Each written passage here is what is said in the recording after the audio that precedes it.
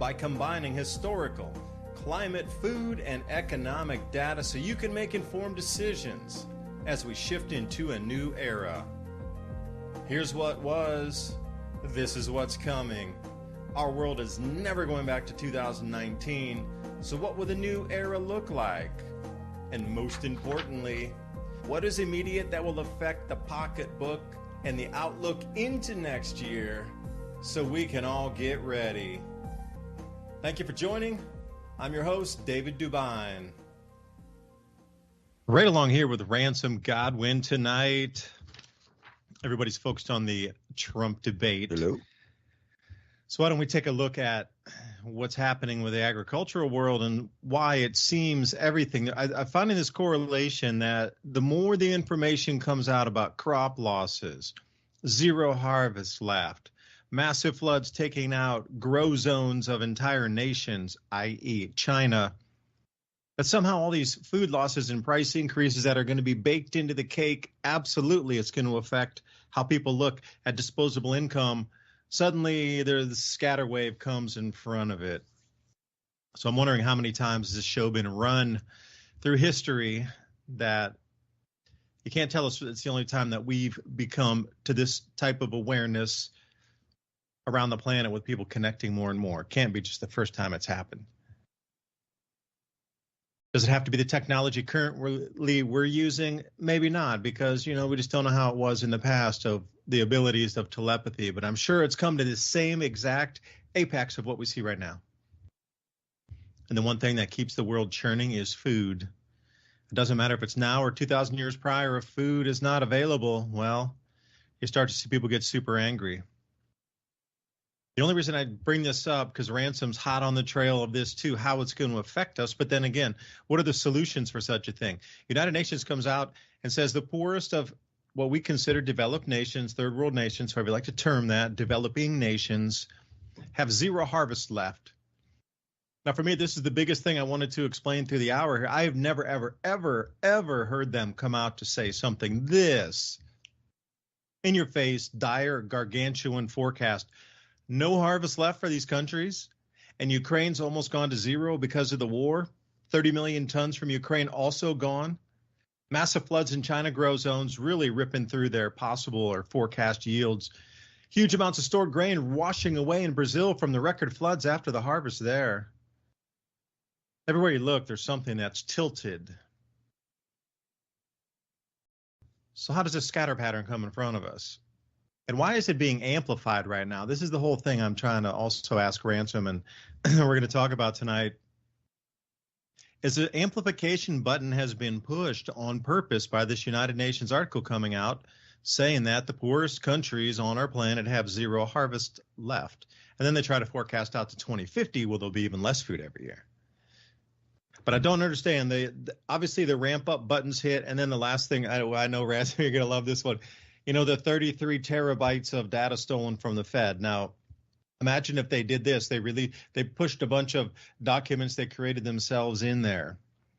And then they allowed it to be hacked or were partially responsible for it. And that information being released, much like it would with WikiLeaks or some kind of Twitter file drops. Suddenly there's all these documents in there talking about how few buyers there are for treasuries and really the very edge of the banking system, and just to put that scatter wave of fear out there too. Now, you're telling me 2 for 2, so nothing like this has happened to the Fed in over 100 years. And the United Nations coming out like this too. I think it's the first. But both of these giant red buttons being pushed at the exact same time, for what reason? For what scatter wave pattern? So you're not observing something else going on the outside, because you'll be so fearful moving down the food and money trail, let's say. And are they not intertwined? So, Ransom, I'm glad you're here tonight joining me. How's the trip anyway? I had a good trip. Can you hear me? Hello? Yeah, I'm here.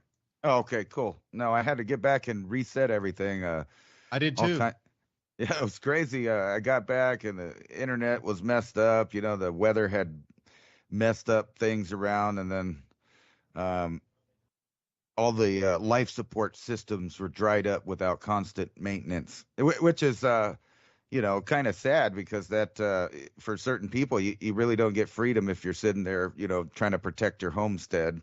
When you leave, everything falls apart due to the weather or the wanderers out there walking the earth looking for something to do, which there's a lot of right now, which is funny because, on the debate there's two old guys bragging about, how they could run stuff into the ground even better than each other. That's kind of my take from it about who does a better job of, you know, deciding what's going on for you while the same world plans move along. Now, one side seems to be kind of against it, and the other side seems to be for it. However, that's been the case always, so I don't really expect much in the way of good governance to get us out of the situation we're in. I've been doing a lot of thinking about, I brought this up on another show about genetics and, how does that correspond to today's world and what's going on with probably food shortages to come and world wars and mass migration, and how does that all tie up into each other? And, when the updated draft legislation came out and I read that, it was the missing piece for me on what we've been talking about, we're at the population plateau. The Western world is basically infertile, or by deciding not to have too many children because they do live in a first world country. So they spent a lot more time and effort in less children to have them have a successful, happy, fulfilling life, hopefully a long one. But, there's other factors at work. We have, seemingly attacks from all angles with our food being clean to the medicine. And, I can go on about that, but we're on YouTube.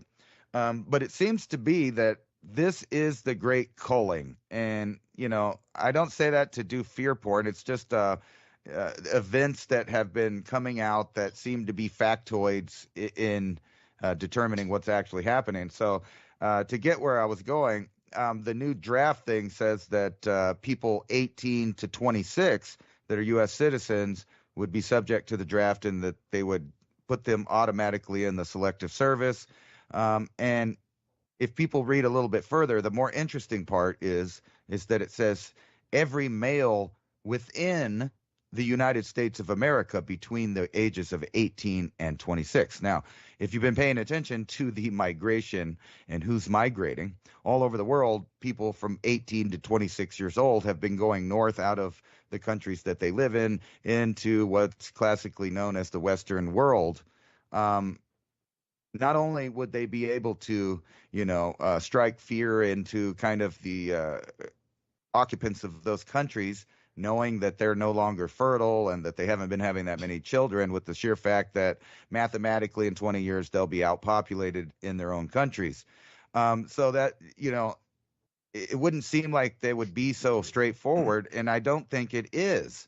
So I'm reading that thing about the draft there, and I've been wondering, how are they going to feed our children into this war machine when I would think everybody I know is not going to give their kids up to this idea of a third world war, which would just so happens to be in, the golden growing zones of Europe, so that the food distribution would come to a halt, basically, which involves other nations like China, who have partnered up with people in the Western Hemisphere, namely cartels and things like that. So they have a major foothold in the economics, business dealings, and everything over here. So if we were to, say, go to war over our financial systems, that seems to be the kind of red herring that they're going to use. Oh, it's the money, and, everything's failing because of the war, and that's why there's no food. But I just realized, though, that on a massive scale,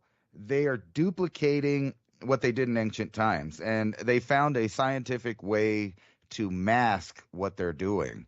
So I would expect that when we do go to a world war, that all of the new additions to each country between the ages of 18 and 26 years old are going to be sent off into the meat grinder. And, and I wondered, how they would get us to do that. Well, they don't have to. Now they've decided that all the people that they've let in over the past several years on purpose, they're going to be able to conscript them at any time. And to get back to what I was talking about, in ancient civilizations, they would try to kill everybody. So if you're familiar with the Bible, you know what I'm talking about. Kill every last man, woman, and child, even the unborn and their animals, like everything about them. Get rid of them, and then there's no chance of a retaliatory army coming back in 20 years, challenging your power again. So how do you do that on a global scale? You might want to move the mainly men ages 18 to 26 out of the countries that they're from, so that they would no longer be a factor in those areas. Not a real factor. If there's no men, there's nobody to fight. There's nobody to disagree. But more than that, there's no fertile males reproducing their own paternal haptypes of the areas that they're in. So say, for example, you are from Guatemala, and there's a certain amount of men and a certain amount of women that are between those ages, and we can all agree that that's probably the best years for starting a family. Traditionally, we'd go to war to kill all of the males off, but what if you could convince them to just leave their home country and then go to a new country where then they'll get thrown into war, and then not only are they not only in their own country, but they're off. So the likelihood of these people reproducing in their own country, which would be like, where they were at. So effectively, they were conquered without a war happening. Each of those areas are conquered, and in addition, they get to use them for a double purpose of destabilizing the rest of the world, putting people in divisional, conflicts in the countries that they're in, so that it is complete and utter chaos everywhere for a world war. And that way, you also get different people that have different angles and geopolitical ties fighting amongst each country. So, like, if you remember in World War II, almost every country that was part of the Allied forces or the Axis of Evil had agents in each country working, assets and doing little plots and plans. So that would be no different today. And it makes you wonder why, if you lived in a country that's supposed to be protecting you, you would let all of those people that would want to come in and create assets and create networks within your own country, why would you let them right in? Well, we might know the answer to that if we go to World War III and each government decides that they now have control over the mind, body, and soul of each male, and seemingly in some countries, and soon to be the United States, all the females. So you effectively can remove a great portion of the fertile population of any country, thereby crippling it and conquering it. And not even from the direct conflict itself.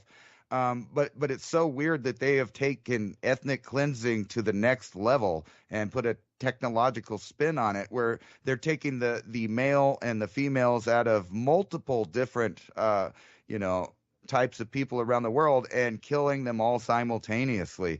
It's something so bizarre. It sounds like a science fiction movie, but when you really look at it, that's essentially what's happening. Think about Ukraine, for example. Oh, wait, Ransom, you hit it on the head. It's not ethnic. It's Homo sapien cleansing. This is an external force, a non-human entity that's here, a non-human hominid invasive species that's against what we are now. So it is, take that same word and just substitute, because lexicon is important. Change that from ethnic to Homo sapien, and it takes on an entirely different meaning. Well, kind of where I was going with that is that, certain groups ethnic cleanse other groups. But if you were one group that runs everything, you simultaneously do the same thing to each group everywhere. So yes, that's exactly what I meant by that, is that instead of, concentrating little wars amongst people based on tribal differences, now they can get the entire world involved and directly attack a specific portion of their population, which is the fertile population. And not only that, we all know men in any area would be the only people that could fight against any kind of tyranny or outside threat, or even, think about this, those are actually the same people that would be building their country. Those would be the people that would be inheriting the skills from the previous generations to be builders and create civilization in each one of those places. And what they've done essentially is just cripple all of the economies of the world by moving everyone around and purposely putting them in positions to utilize their tribal differences against them. And Ukraine, for example, is the reason I was going to say them, is because if you were a Ukrainian and you were proud to be a Ukrainian and you loved Ukraine, would you agree with if the world government decided that all of your fertile men are going to disappear, thereby getting rid of the paternal haptype that is the Ukrainian? Because that's what happened. So whether you blame the Russians or you blame NATO, it really doesn't matter. It's the Ukrainian males that are disappearing, right? And then the same for whichever countries decide to join into a military campaign against somebody else. That's the people that disappear. Like they used to say, a bunch of sour old men are the ones sitting around tables deciding these things, while the young and robust with futures ahead of them are the ones that are actually being robbed of it. And for what? What is it? What's like the specific thing that you could ask anybody in the public? Why are we going to war? They'll say something that they heard on television or that another politician around the world said. It'll be a repeating talking point. And this is how they control the entire planet. They give you your opinions from the top down. And then, I was watching the debates. They have every one of these little key triggers for the public, and they'll only talk about those things because they want to pull the emotional strings of your heart, this way or that way, so that you really feel like you're part of this side or that side, while the incrementalism continues down the path. Like, they're not going to be talking about poison foods. They're not going to be talking about, altering the biozone of the planet with stuff. So it's right in your face right now. Cloud seeding. Yeah. Well, don't talk about that aerosol injection stuff. That's just too much for the public to know about. Well, it's like a giant terraforming program that we don't know what the next wave is. And I've theorized before that, considering we can make baby factories, we can create human-like entities without the parents, that they only really need 20 to 30 years after a complete massive population decrease to set up the world that these technocratic weirdos talk about, like at the WEF. And then, they got people right now all watching whether or not two old guys are going to make deals with those same groups to run your future. Yeah, and I'll say it again. I was on Mike Adams' program, and I was very clean saying this, that M-Bridge, which is going to be an interpayment system that Saudi Arabia is going to be part of, and a huge amount of other countries can use this as a parallel system to SWIFT, and it is going to be the new settlement mechanism for gold and oil, at least at 1 gram of oil for 1 gram of gold for 1 barrel of oil. Now and they're going to cross swap. So M-Bridge, even though it's running parallel on SWIFT, it's still controlled by the Bank for International Settlements.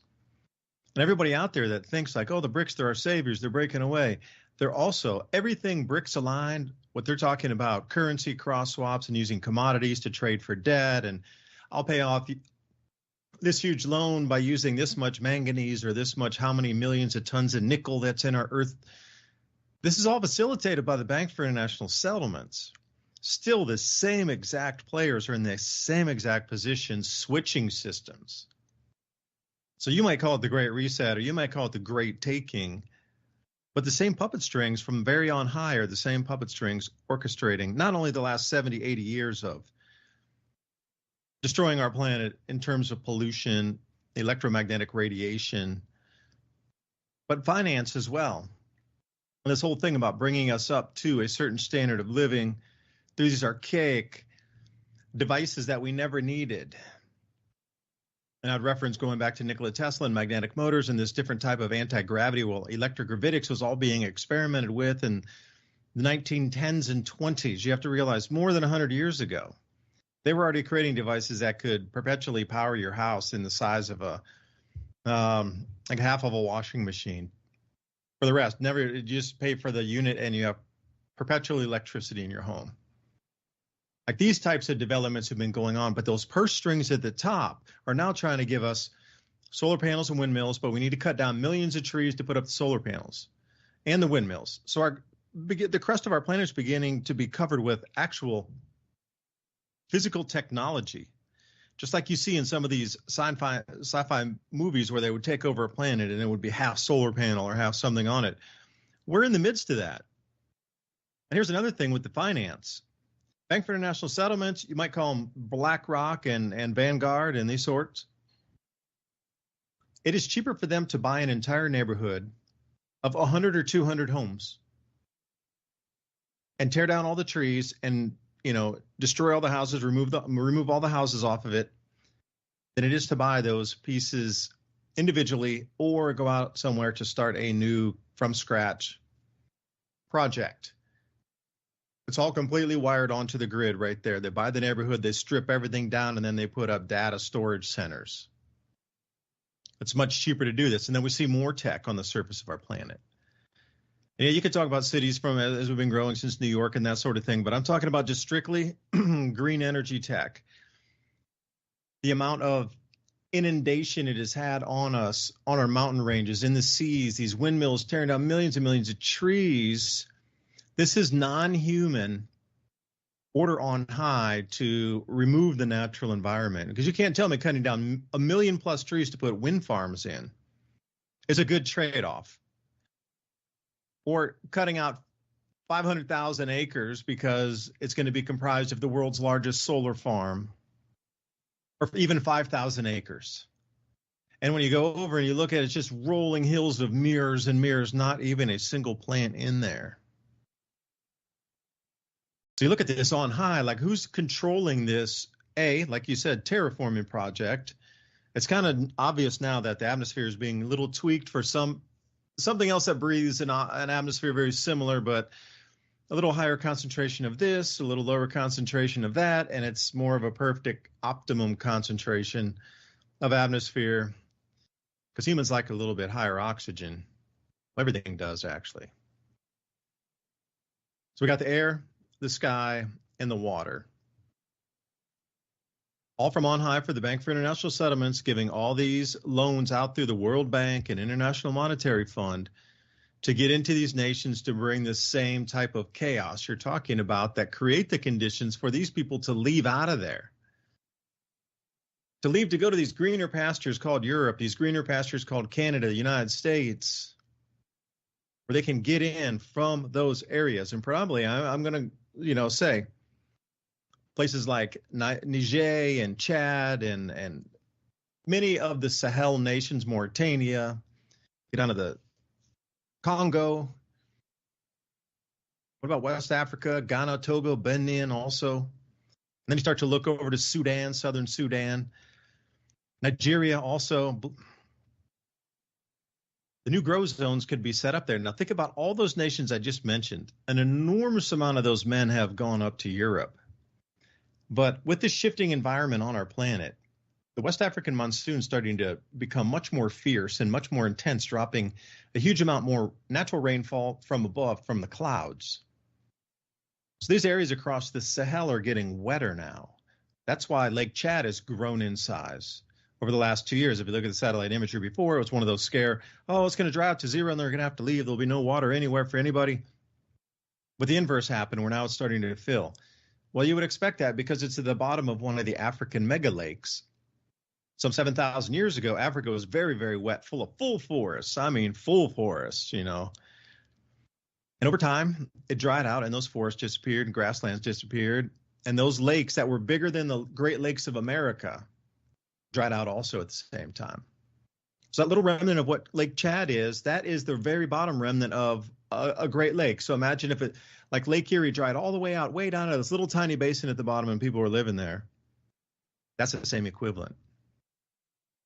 Or Lake Michigan dries completely out except for a little tiny section in the middle, and that's what they're living in now. This is starting to get wetter. So what if you were like Gaddafi did, to drill in and then you're going to capture that water from beneath the desert sands in places like the Nubian Sandstone Aquifer, the Sousse Aquifer over in Morocco. Nubian Sandstone Aquifer was the one under Libya that stretched out over into Egypt and Tunisia and Algeria. I think they had something like 12,000 cubic kilometers of water under there in that one area. Gaddafi proved proof of concept that you could tap that and grow crops. He was doing 100,000 acres of sorghum at the time. But now you got the above ground water rainfall increasing. You can tap the Nubian sandstone aquifer, for example, or the Sus, or there's many. And you could irrigate crops in the Sahel. We need to restart the debt system anyway. And you can see the same players are at the top. They know exactly where they're going to reset the debt system. Bank for International Settlements. This, I believe, is the truest, oldest money, the double-headed eagle type of DNA strands, the red and the blue, the elephant, the donkey. It's the same red, blue, purple royal bloodlines. It's just a cycle of ages. Absolutely, I'm going to say unequivocally, part of this repopulation movement thing was in it, what you talked about, Ransom, to an nth degree. Plus, they've evacuated at least 10 million men out of the Sahel area. And it becomes a new growing area that they could get a double rotation crop because of the desert suns with improved irrigation in the modern era. And these are going to be vastly wealthy nations by the exports of their crops. But those 10 million men would say, hey, you can't export that. Hey, you need to let us have more of the percentage of that. But think of it as twofold. You need to get the resistance out of the country so you can get your new crop growing zones or your new economic zones set up in these same poorest of countries in Africa. So if you can get the men out of there, okay, now what are you going to do? You're going to restart the debt system? You're going to bring all these laborers in? How are you going to set up all these things? It's going to require some sort of payment, stable coin. Oh, wait, all these new, central bank digital currencies come flooding out at the same time. You're going to have people from 60 to 80 different countries coming in to reset up these new prosperous zones. I mean, take the Sahel and bring in roads and irrigation canals and airports and railways and electric lines and everything else. There's going to be a lot of people there's going to be a lot of credit started again, and we can restart the system there. But without those pesky 10 or 12 million fighting age men that would be there to resist when these same corporations go in and take over those countries again. You can't tell me if the Bank for International Settlements is in charge of it all, then this is a ruse that you're seeing with this kindness of Russia and China and the BRICS nations to go in and develop these places. Although I am very sure this is the target zone that they are going to develop.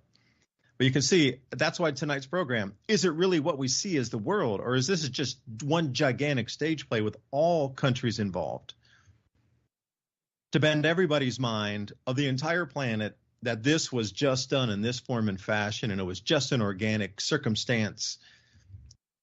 I don't know. I think we're being hoodwinked again, Ransom. I'll stop there, but I think this is at least the second or third time in the last 2,000 years this same exact thing has happened. Well, it's brilliant from the chess piece point of view to move people around that think that they're, doing different ideologies that are given to them, basically. That seems to be the whole way that they hoodwink everyone is, here in the Western world, we got entertainment ideology, and we got the, different forces over here trying to push social engineering. But at the same time, if you take people that have an exactly opposite view of things and view your culture as the enemy, and then open up migration for those people to move in, it's obviously an inevitable that you'll have social and cultural clashes there. But wait, what about the added bonus of sending everyone off to war? And then after that, the added bonus of competition for food. But that's okay because, everybody's moving to complete digital lockdown, scan, trace, and track systems from your phone. This is so funny because I had a string of bad luck. And every time this happens, I realize that I have to update my entire, human domain to fit in to what's new and what's going on. Otherwise, you don't get certain things. Had a hot water heater broke. Of course, none of the parts fit. They have a new type of, linking stuff. It's a good thing that I'm a decent plumber to fix it long enough to find all the parts that I need. But I can't just go off the shelf, get what they're doing because I live in an older house. Same thing with the central heat and air. It's old. It's broke. You have to maintain it. If you don't, you have problems. So the answer to that is to buy the new throwaway things and every couple of years spend money in those arenas just to have your life support system and comfort at home. And then I broke my phone, which caused all kinds of turmoil with banking. The banks closed. They wouldn't let anybody have their payments. They wouldn't respect me and my passwords and my two-factor verification. It was more like quadruple and more and more, and then I had to link new devices. Like the whole thing's a pain in the butt, but yet they know where you're at constantly. They sell your data constantly.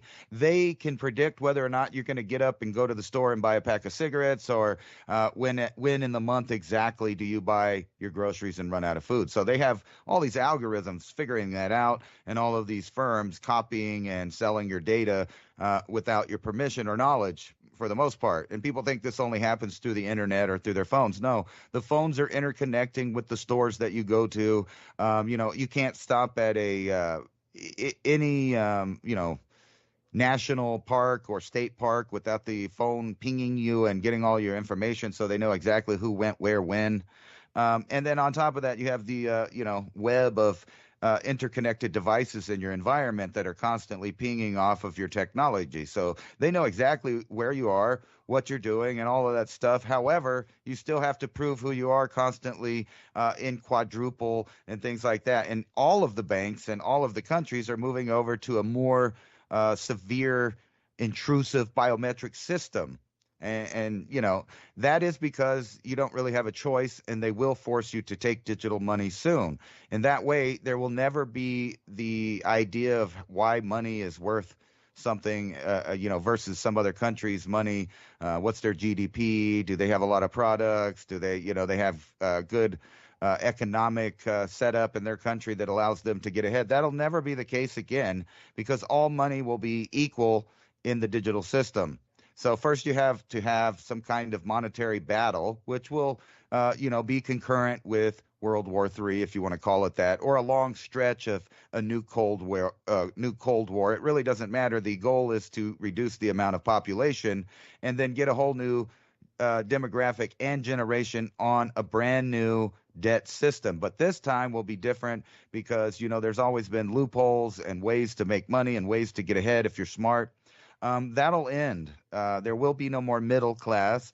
As they say, you will actually really own nothing and you'll be happy. But instead, you will be metered in all things, and you will lease all properties. You won't be able to have a car that belongs to you. And if you've been paying attention over the past decade or more, they incorporate these user agreements into the functionalities of the products that you're selling. So what they're telling you is they actually own that property despite you dishing out lots of your money to own that. Phones are an example. They actually own the phone. You don't own the phone. You're borrowing the phone. You're leasing the phone. But everything is going to be that way, including food. And at that point, they will be able to tell you how much and what you're going to eat.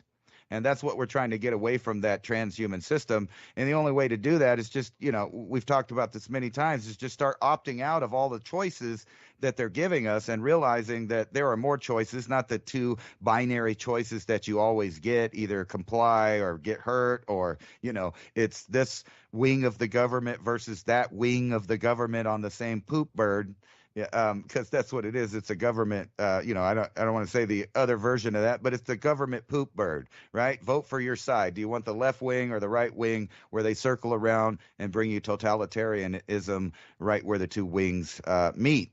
And they're doing this mostly for a distraction, because in my opinion, it doesn't matter who gets voted in, whether you're in the UK, they got an election over there going, and everybody thinks every 4 years or so that there's going to be this revolutionary change in the way that governments all of a sudden treat the citizenry fairly and don't eat out the substance of their very essence. And that's not going to happen. It doesn't matter who gets in there. These are well, founded and long planned, operations that they're doing right now. And they're all coming in cohesion and being at a concurrent time, where we're going to find ourselves just waking up to the fact that there is a new world finally, but it wasn't the kind that you were expecting. And, this great reset, they have to turn all these old programs off. We just know that. And that's why they're incorporating the Marxist type movements and the countries to help facilitate the crumbling of social cohesion. They know that. We know that. But when everybody is done playing around with their geopolitical arguments that don't amount to anything, right? Or their local political arguments that don't ever amount to anything, they'll realize that they've set up this entire technocratic system that controls everything that we do, how we travel, how we spend our money, what we eat, when we eat. And in order for you to be able to participate in this new system, they will decide what you are going to think and what opinion. So right now, people are on that binary, I like this side or I like that side of it, but it's going to be more complicated in the future. It's going to be you pick our side or you don't eat, or you don't rent, or you don't get to use Airbnb, or you don't get to use Uber, you don't get to go to Wendy's and their cashless checkout. All of these things are happening and people just don't get it because it's so fast now. They were used to the really slow incrementalism of boiling a frog in the pot of water. But guess what? We're about to be cooked. So it's about time to plan around what they're doing and just realize that it's in full swing. So what you need to do is prepare for the next decade and really put your feet in the soil, so to speak, and ground yourself and make sure that you have day-to-day needs met, like on a 10-year period idea here. Because if you look at some of their plans, it'll take 10 years to complete. And anybody that wants to just think about the way the world is right now and all the new things that have popped up that have blown your mind in the past couple of years you never thought was going to happen, but then it did. And then they topped themselves the next week and the next week. The incrementalism is done. And now they're just pushing it right in your face so fast that people are going to have to deal with it now in a faster manner than before. And you can't kick the can anymore. So if you don't have a backup plan on how to work around the system. And what I mean, the system is everything that you take for granted, your power, your electricity, your gas, your water, your gasoline, your car itself, the home itself.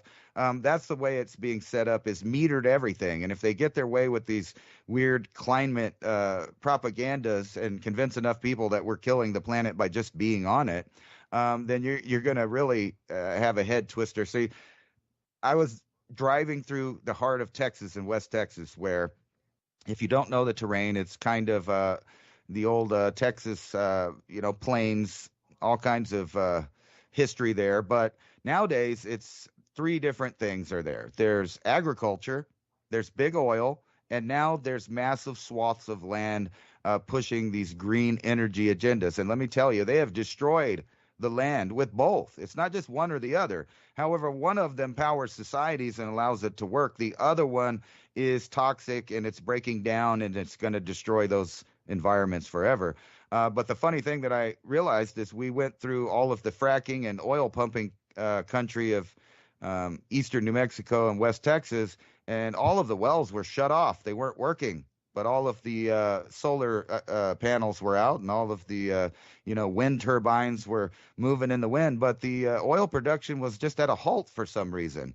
And when you realize that old Uncle Joe doesn't want to fill up our reserve, and we used it and sold it, and right now they're debating on who did a better job. At least I could say one side did have us plus in the energy department, and without energy, obviously your side of any conflict's going to have some real problems. So I think we're being set up for a fail from within. And like you said, it's not that these, actions just happen organically between the nations. This is a completely scripted event. The problem is we already know the outcome, and that's a complete transformation of what you consider Earth, right now. You're not going to recognize it. But to be fair, like I said, think about going back to 2010.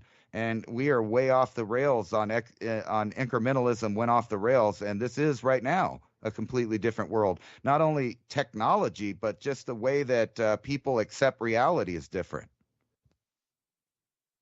Always has and always will be after the reset. Victories write the history. And what you described is we'll have nothing. We'll be renting everything. It sounds like serfdom again. Now, wrap your mind around this. You have to think about serfdom started what? We'll agree, 1200 AD. It's kind of when they say that. And then 1400 AD, you're definitely in the Middle Ages, and there were serfs everywhere. With a traditional timeline, just follow me along here. But then we move from that serfdom all the way through of not accepting new systems that were set up. And eventually, people wanted more change. The next generation always wanted more change, more change. So again, it seems like things get reverted back to the 0 point. And they gave us the name for serfdom, but they never really taught us how it worked back then. They just said, yeah, the king owned everything and he lived on the king's land. Well, that sounds very much like what this whole great taking would end up like. You're renting something, you're beholden to the king, you got company stores where you can never make enough money to buy your way out of what is due in debt. Hey, that sounds like credit cards. Okay.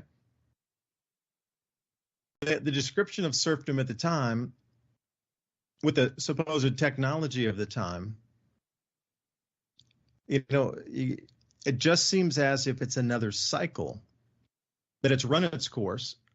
And we really don't know what happened from 1200 to, say, 1550, 1600.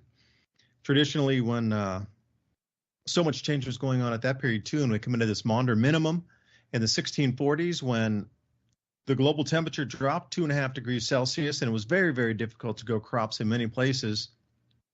Let's say up to 25% of the world's population perished at that time. Okay, so from 1640 to, say, 1660, 1670 is really when it started to taper off, but 1640 to 1660, that was a tremendous period of crop losses, huge population migration. Back then, the supply chains weren't like they are today. Massive population migration. And then the economy went to shatters too, because if there's not people to live and work in your area because everybody's left to go for literally greener pastures, and that's not a pun.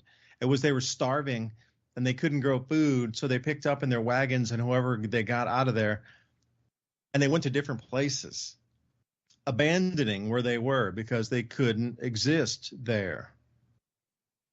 That's another one of the resets. Like, really, what happened at that point? If you lose 25% of the world's population, if we did that today, think about what a gargantuan shift that would be. And that happened only back in the 1640 to 1660. Just that recently, in the last 400 years, it's happened once. And then they're telling us serfdom's coming back. So that's at least twice, because that's 1200. And they start to go, wait, those is about every 400 years this thing happens. And by the way, Ransom, I am completely free on this planet. I only get taxed after my 7th flight for my carbon tax. Now, how dare you? They're not even you see, you're just making things up. I only get taxed after my 7th flight. These are the kind of measures that they're putting in place right now in the UK and Spain. But you know what? Eventually it'll be 1 flight a year or something. They start at 7 flights now because not many people take more than 7 flights unless you're a business person. But I wanted to kind of dovetail onto your talking about the property markets and how things are transferred. During this great taking, I hope everybody saw this movie or read the book or saw the documentary. The plan is just to make it very simple. If there's a financial crisis, all of the money in the bank that's even in your account and my account gets bailed into the bank to pay its debts first so it doesn't collapse. After 2008, they changed the law. If you put money in the bank, you're lending the bank. You're giving them the money. They can choose to give it back to you. You're considered a creditor when you put the money in. They can choose to give it back or not. That's the rule of the law. But now with these banks also collapse, they're allowed to bail in your mortgages as well. So think about that. We have a financial contagion. The Fed got hacked. Who knows if there's planted stories in there to make it appear that American banking is far weaker than it really is, to then, inflame this fear and really get a lot of people to dump treasuries or not accept dollars or get rid of it, whatever. Could go either direction with that. But you're going to have to buy or trade the property from somebody who has no mortgage. Because we're saying that people were positioning themselves and waiting for some of these changes. In the future, if this great taking and the great reset overlap during some financial crisis, anything that has a mortgage associated with it will get bailed in. So if you're sitting with your hand of silver, hand of gold, and say, well, I'm going to buy all these properties, when the property values crash down and hyperinflates and we get into hyperinflation, you may not be able to, except for a very, very, very small select amount of properties where those people were free and clear from their mortgage. Because as we will understand it at that time, there will be no more mortgages. So you won't be able to buy it from an individual who wants to sell it instantly because they're getting underwater so fast going into some super inflationary event. And you come in with a couple nuggets of gold and like, I'll take your house for a few pieces of gold here. We'll do the equivalent trade. I'll swap that and take it from your bank and I'll show your note paid. Now my property's yours. That won't happen because there won't be any mortgages to be able to purchase or to pay out the remainder of it and pay off the balance for that. Down to zero. Like I hold it freehold here. I'm coming to buy this person. They have this. They have $300,000 left on the mortgage plus their land, and that's it. 300 here. Here's 5 ounces of gold. That's a 300,000. Now I own that property and mark me as fully paid. That mortgage is reduced down to zero, and I hold that house and land freehold. It just won't exist in the new system that they're moving to. So I think we're being hoodwinked in this way as well. But not to say not to protect yourself with some sort of precious metals or other barterables and tradables during this time. You know, everybody been using gold and silver for, 6,000, 8,000 years. So I don't think it's going to change tomorrow. Central banks are getting on to it. They understand something big's coming. That's the whole thing, Ransom. Not a lot of people are considering how you're going to transact in this post-financial reset bailed-in world of us expecting to buy things now that exist in our paradigm of really the way we see the world working. It's going to be everything's going to be bailed into the banks. And at that point, then if governments pass legislation and say gold's illegal, turned in at this price, then you're not going to, they won't sell any properties until all the gold's confiscated. And then they'll put it on the market, and then they'll make silver, you can only do this much percentage of silver to buy the house. You're limited to 10% purchase price of the house. Everything else has to be paid in the new money and the new digital, whatever form that takes. Like there's going to be a lot of stipulations moving forward. So to work and live in this banking system that we consider you'll be able to pay off the mortgage, it's just going to be a little different. That's all I'm going to say. I don't know if you agree or disagree with that. I kind of do, but I think the future of money is going to be in submission. So you think about that. You need a place to stay, and you have a certain sized family. You have to go there. And what if they decide that you have a bad credit score based on your opinions? That'll be the way the new setup is with this digital currency. You'll be completely dependent upon your behavior to access all of life's, things that they're offering: food, housing, transportation. And you've already seen, pilot programs of this going on with debanking and getting basically dehumaning people out of the system. But what's remarkable is, they have backup systems that they have prepared, and everybody likes to think about these dystopic futures with these city centers where you're going to have to live in the 15-minute city, and you're going to have to submit to all their rules, regulations, and the way that they live, which includes metering you to breathe through these made up carbon taxes and things like that. It's basically rent on the planet. But there'll be some other concentrations of people camping. Those will be the people that don't want to take part in this system of monetary slavery. And they're talking about doing that exact thing, and they're actually setting up places like that in every single state where there's just room for you to get free rent and board. The only problem is you have to take their educational program. So that's kind of where we're at. And what do you think happens? Does that come with a coloring book? Do I get the coloring book in the educational program? It might be, because they need to re-educate you on, like I see silly stuff out there. Like there's that flag, I forgot what you call it, Appeal to Heaven flag. That's a George Washington flag that has to do with the revolution. And people are spreading it around like it's some kind of horrible terrorist flag or racist flag. It's just silly. And they don't even know the history of that flag at all. It's just that their talking points came down and they started doing it. So these kind of silly concepts are going around. And that's because people don't know their history, and they don't know their history because our education system is not teaching actual education, and they don't want to, because educated people won't deal with a digital system that's telling them things are true that are not true, or things that are not true are true. They're just not going to fall for that. And unfortunately, that's like Generation X and up. So really, they're just concentrating on the Zoomers and all of the people that'll be born after that for the mind control portion. And the people that are older than that, what we're doing now is economic warfare to make sure that no one has anything. But that's what these places will be for.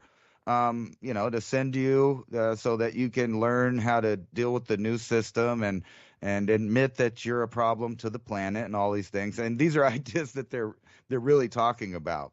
So no, I'm not talking about a communist gulag or any of that stuff. It sounds like Mao Zedong, 1960s. Yeah, Cultural Revolution style, man. You described the Cultural Revolution right there. Yeah, like you didn't even mince words. So what you described as a classical description of what the Cultural Revolution was in China in the 1960s under Mao and the Gang of Four. You just described that to a T right there.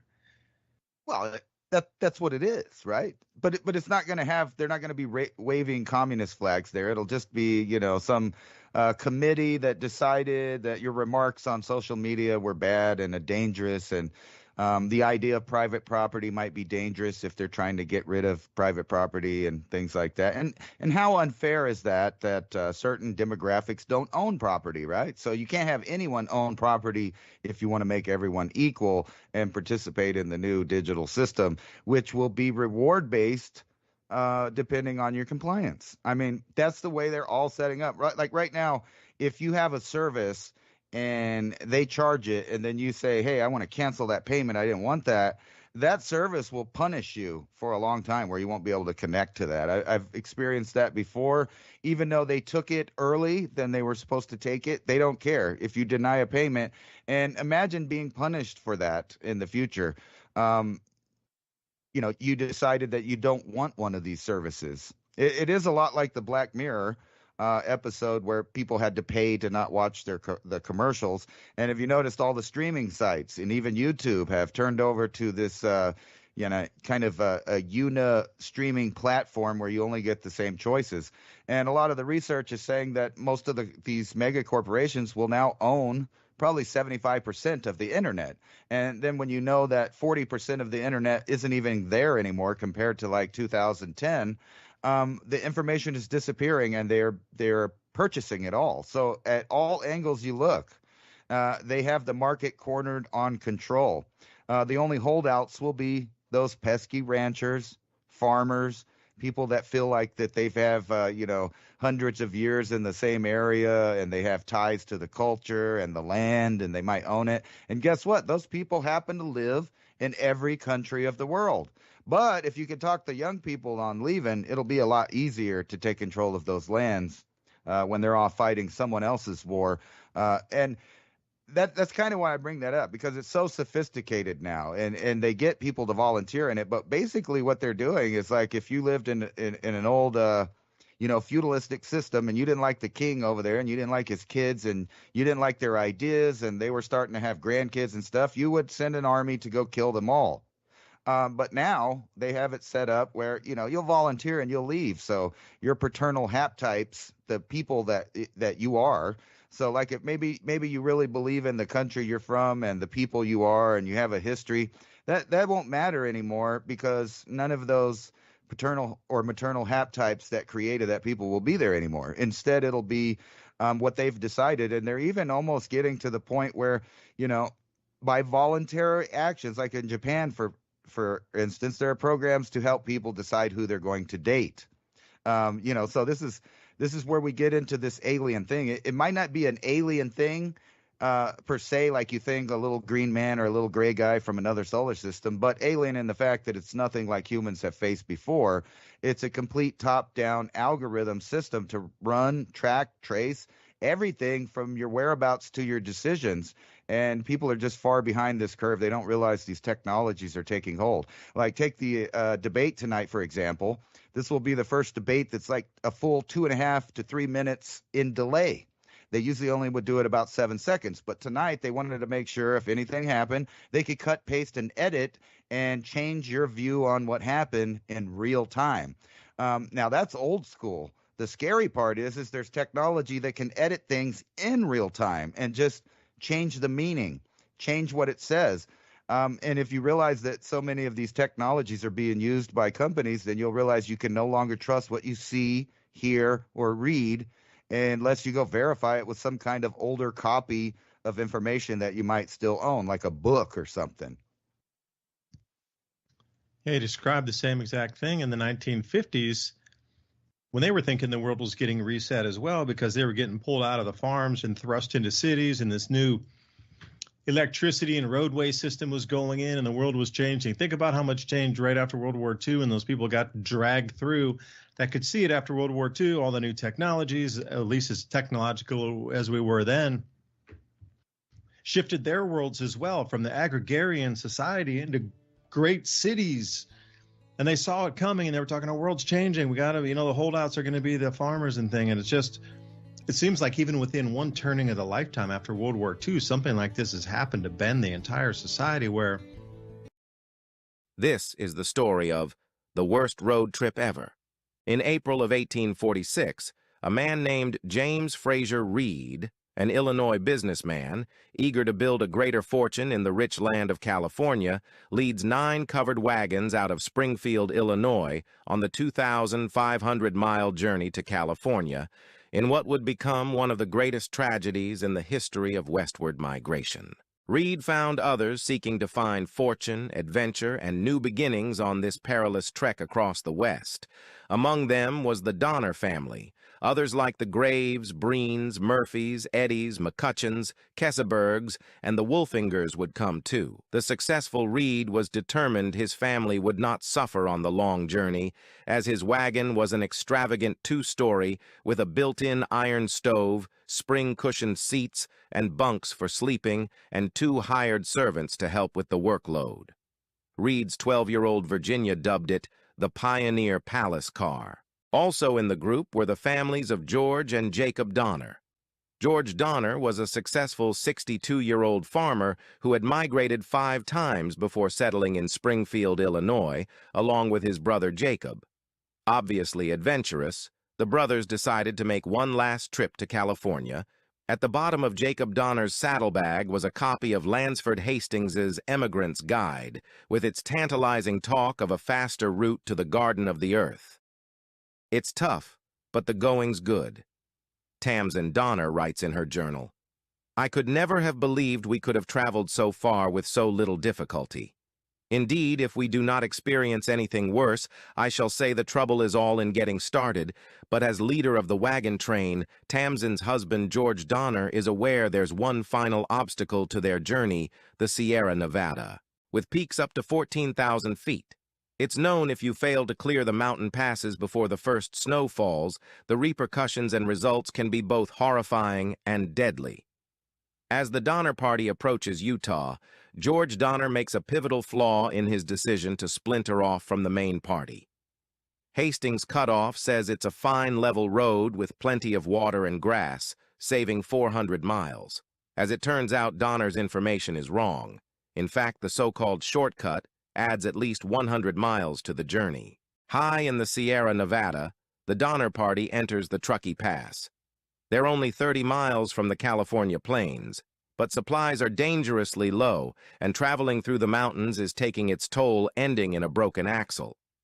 The Donner Party stops to make repairs, but that night, 5 feet of snow falls. Soon the drifts are 60 feet deep. The Donner Party will be stranded for 5 months. In just 3 weeks, they've eaten all their food. Then they kill their pack animals. Next, they eat charred bones, twigs, bark, leaves, and dirt. Finally, a suggestion was made that were one to die, the rest might live. Cannibalism. On Christmas Day, 1846, a Christmas feast like few others takes place. They devour their first human. Bodies are cut up, flesh labeled so people don't eat their own kin. Later, 4 rescue parties bring out some survivors. The very last finds a man named Ludwig alone. Around him, a scene that haunts us today and will continue to leave a lasting mark in history. Ludwig is surrounded by bones and entrails, a 2-gallon kettle filled to the brim with human blood. Also nearby is George Donner's body, his skull split open, his brain removed. Tamsin Donner's body is never found. It also seems a man named William Foster shot 2 Miwok Native American guides named Lewis and Salvador for food, which is the only instance of anyone in the Donner-Reed party that was murdered and eaten. The rest of the cannibalized were already dead. They took the survivors to Sutter's Fort, California, by the route that is now known as Donner Pass. Stranded in the early snows of the Sierra Nevada mountains, nearly half the travelers died of starvation and illness. Even today, Interstate 80 has to be closed occasionally due to heavy snows and blizzards. Only 45 of the original 81 members of the Donner Party survived. This truly was the worst road trip ever, which reminds us not to be complacent but instead be proactive with our prepping. We don't have to worry about not having food to last. We have My Patriot Supply. And right now, you can save $200 on a 3-month food kit with ADAPT 2030. Adapt and stay prepared. Culture and Jimi Hendrix. Can you imagine their world being ripped apart and they could see the replacement of their old world in front of them too? Moving at a slower pace, though. It's no different what happened then versus what's happening now, but it's just like a global thing now compared to individual nations. So Revolution Radio, thank you for letting us speak our minds tonight here with free thoughts and ideas so we can come up with these solutions together. And if any of you consider free speech something of value, please consider a donation right here, Revolution Radio, with the production costs and the station maintenance, etc. Keep us on air here so we can continue to give you dots that you can connect to make a wider tapestry across all the hosts and information given. That's revolution.radio. Check out that donate tab right at the top there. And as we were on the break, I was perusing through Telegram looking for a quick snippet, and I found this picture, and Ransom, I'm going to describe it to you. It has 2 literal cavemen from like 18,000 years ago in a cave paintings next to them, and they're spinning a stick on a piece of wood trying to start a fire. And one of the cavemen says to the other one, "Don't do it, bro. There will be carbon emission." And I'm like, oh. Sums it up perfectly, because the world we're being bent into is this, where the children are going to start yelling, "Dad, don't turn on the lighter. Might start a fire and there'll be carbon emissions." Like you said, the new currency is going to be submission, but then maybe not for those who are ready and have found a way to move through the chaos. Thanks for joining us. Second hour, Ransom. Take it over, man. Yeah, it's funny because, I think about my kids versus other people's kids and realize that they're going to be weirdos in the normal population because I'm telling them everything from the get-go. I just there's no reason to lie to children. You should tell them exactly how things work. You should give them both versions of history. They can form their own opinions. You could let them read all of the religions, not just one. You could, teach them history that was pre-religions. Show them how things have changed over time. And they're pretty smart people. And I think that's why they're being targeted. They want to make sure that, the generations that come forth after this reset can be completely ignorant to what it is to be a human, where we came from, how we got here. In my opinion, it's still silly right now. They push this silly race idea that humans are somehow different races, when the fact is that we're a hybrid species of like 7, 8, 9, 10 different hominids that were walking the earth. And none of us are a specific thing or a purebred thing. The whole idea is silly. And this is the simplest thing that they've always used. Like since the beginning of time, all they have to do is find one silly difference between one group and another group, and then set a wedge between that and continually push it until those two groups hate each other. And, when I was growing up, I thought most of that was already gone and dealt with, and that I was living in a pretty exciting world to have an adventure in. In fact, I did have a great adventure. And then somewhere along the lines, about, I'm going to say 2001, they initiated a program to fundamentally change success of the nuclear family. And they did it for a reason, because they want control of all young people's minds. And that way, dictators throughout history have always used the same idea.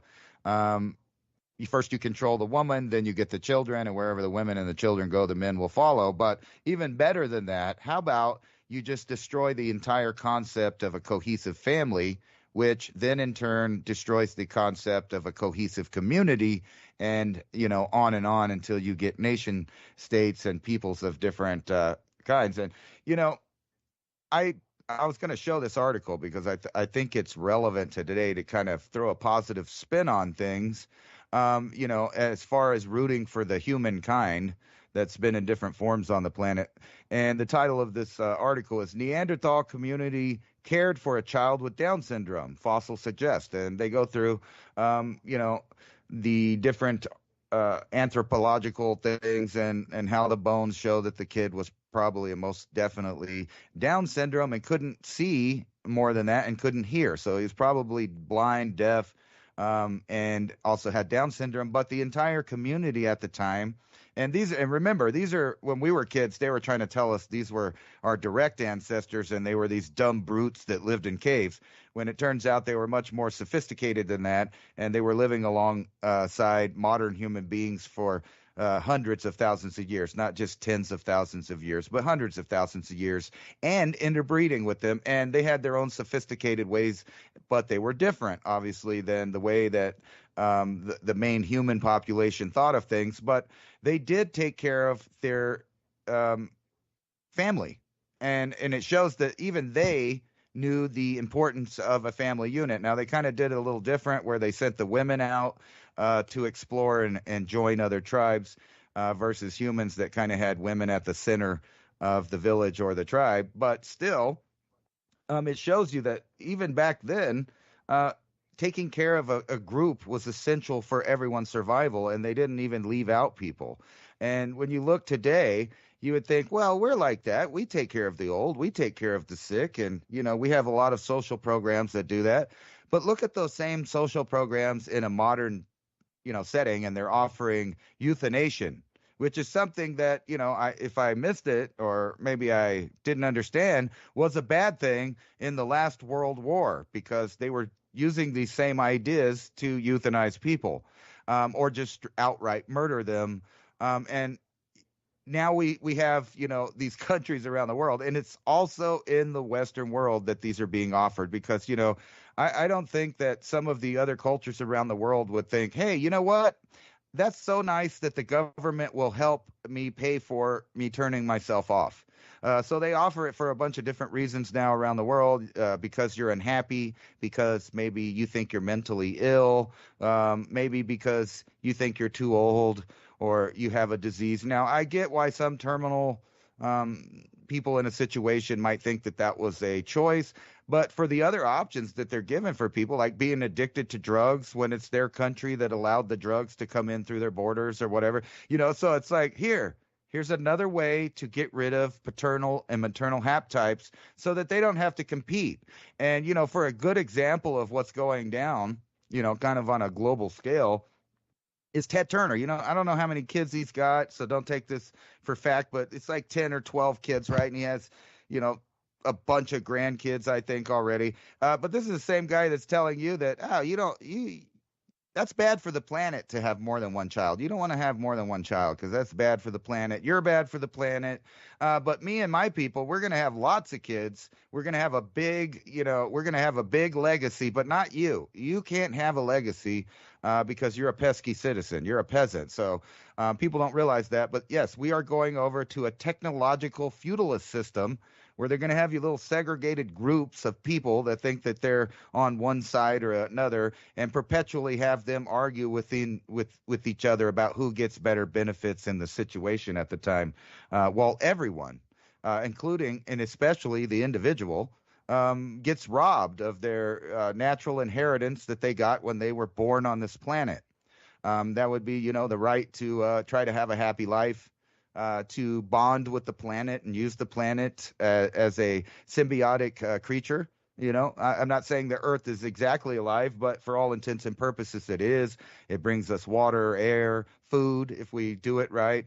It just gives to us, and all we have to do is sit around and, kind of coddle it or be nice to it. I guess coddle's not the word, but it's so easy and people think it's hard. And that's another delusion that they've given the public, is that your existence on this planet should be or is somehow hard, and and therefore you need them to help you. But the truth is that all you have to do is interact with the planet, and you can grow food off of it. And that food feeds animals, and those animals also feed you. It's a completely perfect symbiotic relationship. And now they're telling you, let's take out the main ingredient that runs this entire system, which would be carbon dioxide. Carbon dioxide, the plants need it. If we don't have a lot of plants, then we don't have a lot of food sources. And that is the main, kind of point that proves that whatever's happening, whether or not some, magical alien or interdimensional beings, or it's an AI system or a group of really, really inbred, stupid, greedy human beings that are doing it, it doesn't even matter who the boogeyman is. The fact is that they're going right after the heart of the entire life cycle on Earth, which would be carbon dioxide. And they're, trying to list it as some kind of toxin when it's plant food. It's obviously plant food and we need it. And, that's the silly part. If you could get little kids to realize, hey, well, they did that when I was a kid. I don't know when it exactly changed, but, when I was a kid, I took life sciences like in second grade or something, where they explained that, we breathe in air, plants make air, we breathe out carbon dioxide, they breathe it in. It's just a perfect relationship. Hey, but as an added benefit, if you act now, the plant will give you food too, and you can live on that, and you can grow more of it and help the plant survive. I mean, it's a really good deal that we got, and somehow the government got in there, got involved, and tried to convince massive swaths of the population that doing these things is some kind of bad thing or bad for the environment, that you're hurting the earth by helping it have life on it. You're being bad by helping plants facilitate the needs of millions of humans and animals on the planet. So is it a bad thing that we feed all these animals that are, half domesticated with us? And now, if things were left alone, you could see a future where we were completely symbiotic with the farm animals and the plants that we grow. And that's what they're trying to break. They're like evil alchemists that are trying to find the right formula to disrupt the only positive miracle that is provable on our planet. So you can forget about the aliens and traveling to different star systems and all that.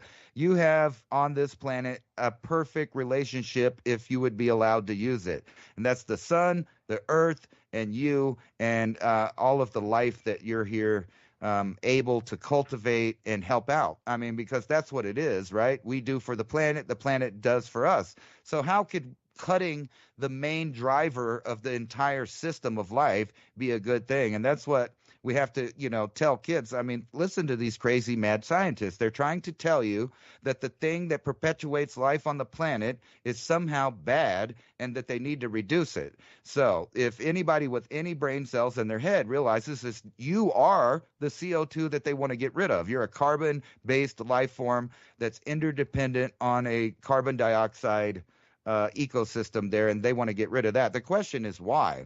And I think the answer is because they realize there's just too much competition on the earth. And basically, just like in the old days where the royalty would kill each other off so that they could, take the reins of power. I mean, that's something that we know about between the Caesars or kings or whatever. You could go to any place at any time, and it's always been a thing. Sibling rivalry, familial rivalry, and because the populations kept exploding, and now we're talking millions and millions of people. I mean, think about the king over there in England. If he believed he was special and his haptype and his blood, ancestry was somehow special where he had the right to rule, he would have to remember that over the past, they had lords and, the cousins and the familial relations that went over to the New World, colonized it, and then began a massive population increase of millions of people that share those same genes. So according to them, that's a bunch of competition of people that carry the bloodlines of the right to rule people in the first place. So it'd be in their benefit and really in their dogma to get rid of their rivalry, which is the general population at this point on Earth, because that's just the way it is. The entire Western world, or the Anglo-Saxon Empire, if you want to put it that way, are millions and millions of people that are descended from a small group of people that lived in the UK. Which means that most of those people also carry the same bloodlines that those royalty think that there's something special about. And that's the same thing everywhere on the whole planet. The populations left behind the need for some group or person that believes they have the right to rule. And they hate that. So therefore, they hate you, and they want to get it back to that feudalist system. So now this time, they're using technology as a benefit. And the scary part is people don't realize that you absolutely can be replaced in just a couple decades. And I don't mean like replaced like new populations of people moved in and started living their human lives. What I mean is a completely engineered, completely constructed new life form that will take the reins from human beings. So like Neanderthal and Denisovan and the other hominids disappeared to make way for this new hybrid species we call Homo sapien, the same thing would happen with their newly created and engineered human-like entities. And I know that sounds fanciful, but we're there. They literally are growing brain components mixed with computers, accessing the potential of the human brain, which we talk a lot about, is like a quantum computer. Now, once they figure out how to completely merge that, we now have things like the hydrogel platform and they'll have that so merged that you won't even know your own ideas from the programming, or at least not us, but those people. And for the people that aren't born into that, well, we got wars and diseases for you, and time. Time defeats everything. And, there's a lot of people right now that are strong cultural icons that are kind of fighting what you could blanketly call the New World Order.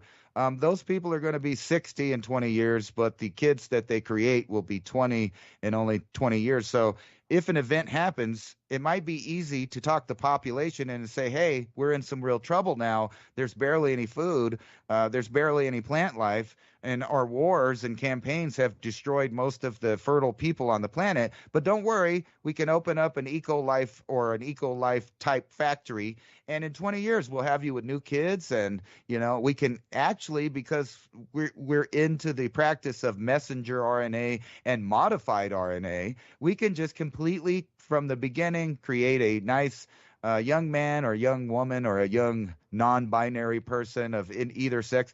The thing doesn't even have to be either sex, and then you might know why some of the programs are going on right now to confuse the whole human condition, so that you would accept a new human-like entity that has none of those things, and is just basically a product, like they've been trying to make us for some time. But this one will really be a product. It'll have a serial number. It'll be engineered not to question authority or have any of these silly ideas of individual freedoms that are inalienable by a god, because you could teach that thing that there is no god, that you are the god that created them. And then we come full circle with, if you want to believe their mythological stories or that it really happened, you could go back to the Sumerian tales of what was going on, which a lot of the modern religions basically and truthfully are based on, because we know that the stories in them are copied from people that go back, to the city of Ur, which was a Sumerian city. I mean, take Abraham, the basically progenitor of the Abrahamic religions, all three of the main ones, and he came from Ur. He came from Sumeria. So we know where those stories came from. They came from where we thought they came from. And, they're talking about the same things. Let's tinker with this person. Let's tinker with that person. Let's make a more beneficial to us person. So whether that's fictional or not, it seems that the world elite have taken that roadmap or that blueprint and put it into effect now. And now we scientifically can take ideas out of your head or put them in there. As we've talked about on previous shows, the technology exists. They can read your mind, but not only that, they can program the DNA to have certain, behaviors or traits that we want it to have. And when you're really a historian of World War II, you realize that all of those programs that they said the boogeymen were doing there, they continued all of those programs until present day. And just think about behind the scenes, if you have since the mid 40s till now, what kind of advances have they got in the field of medicines and the human body? Well, it's mind-boggling how far it's gone, and I don't think that the normal person can really wrap their head around how far they have got and how short of an amount of time they can use their technology to make it a reality. Oh man, let me jump on that for a second. Now, since the 1940s, think about that. Just electrical grid on what we've had since the 1940s. Are you telling me that just fundamental energy production hasn't moved forward since the 1950 or late 1940s? Because you look at like the main upgrade that occurred at that time was nuclear reactors, and what was the first ones in the early 1950s? And we still sit here today, some 80 years later, and or 70 years later, and we've not even made any advances on just that basic fundamental electrical generation. Are you kidding me? After World War II, they were talking about electrogravitics and Dr. Brown and all these, what we consider super high level aircraft that put a plasma edge out on it, and actually they don't travel through the air. They create a plasma envelope between them and the air that the craft glides through. That is out there now. And all of these things, to answer your question, would make you self-sufficient. But you being self-sufficient, you don't pay taxes. You're not part of the system. The more self-sufficient you become, the more off the system you become. And again, if you're creating something to stay on a system that would be controllable, then you want that same outcome. But, if you talk about since World War II, yeah, there's been some great inventions, the internet, cell phones, etc. But in terms of power generation, we should have units in our homes that generate power individually. We no longer need this grid. It's just fanciful and to even pretend that the technology does not exist there. You can go back to the patents in the late 1880s, 1890s, early 1900s with Nikola Tesla and all the work that was done up and through World War I. Then Westinghouse and all these things with Edison coming out 1930s in its heyday of development, and all these stories with Marconi and Edison and understanding frequency and vibration and wireless power transmission and how the earth has current lines within it that could transport electric. There's so much known at this time. But again, you even have to think about back then how many trillions of dollars would have been usurped. Like the World War II never would have happened. So you have to look at the reason World War II was planned by the same Bank for International Settlements. A lot of this is predicated on energy anyway, because, after we cut off Japan's ability to get oil out of Indonesia, then that eventually was the trigger for Japanese to attack Pearl Harbor. But imagine in the late 1920s if these same inventions had come out and there was really no need for what we consider fossil fuels, cables in the air transmitting electricity. Transportation, as you know, would be fundamentally different. At that point, there would have been no struggle or repercussions for cutting off oil because we never would have needed to cut Japan's oil off. If that same technology would have been really coming to its heyday in the early 1920s, World War II never should have happened unless it was planned to happen. A lot of these things, looking back through history and the cycles, there was technologies and invention before that could have prevented these. The very reasons why they were triggered are the very reasons why the technology is suppressed. There's that cause effect there. You can't let that out into the public.